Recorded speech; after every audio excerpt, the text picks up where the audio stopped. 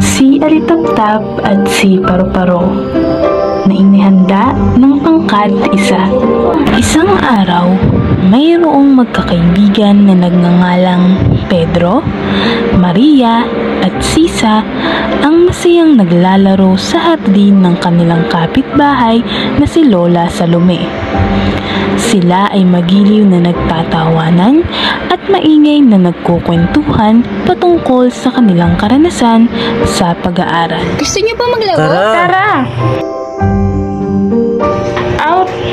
Ano ba yan? Alam niyo ba, may bago kaming guru sa science? Talaga? Masungit ba yun? Oo nga, baka maging guro rin namin iyan sa susunod. Naku, hindi naman. Mabait siya. Alam niyo na ba yung bago naming paksa tungkol sa mga halaman? Wow! Ang galing naman! Mukhang nakakatuwang pag-aralan. Biglang napatigil ang magkakaibigan sa kwentuhan nang may isang paru-paro ang dumaan sa kanilang harapan.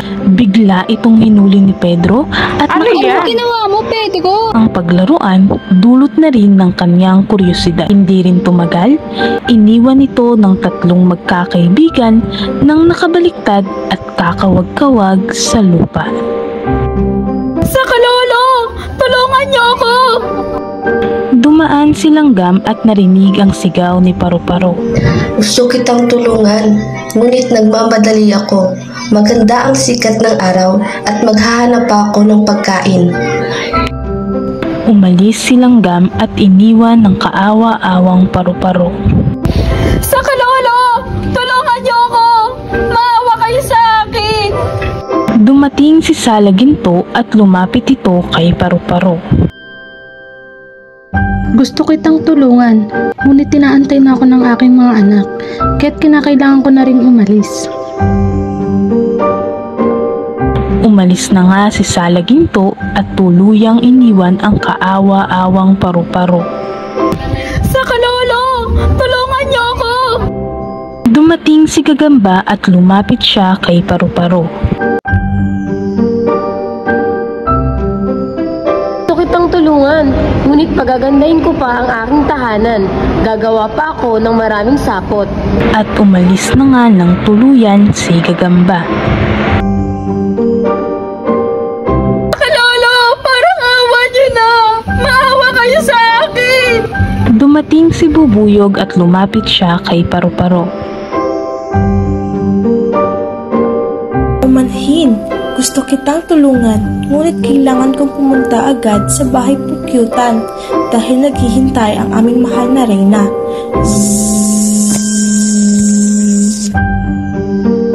Nagmamadaling umalis si Bubuyog.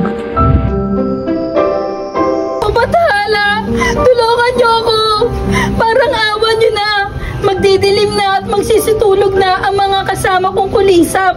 Hindi na nila ako makikita.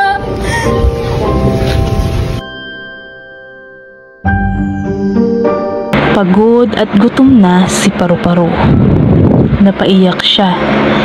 Nang pahiran niya ang kanyang luha, siya'y may napansin na papalapit na pakislap-kislap na liwanag.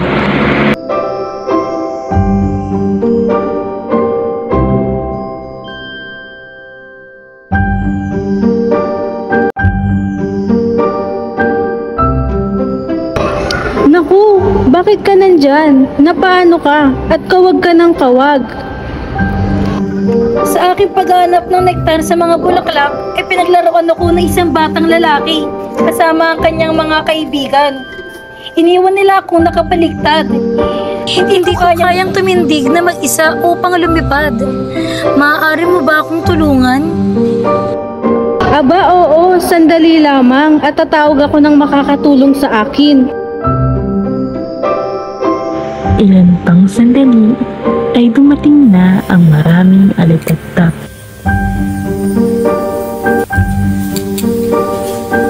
Maraming salamat sa inyo.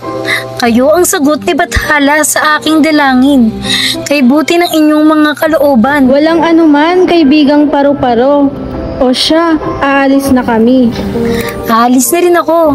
Pupunta na ako sa aking tahanang bulaklak. Salamat muli mga kaibigan.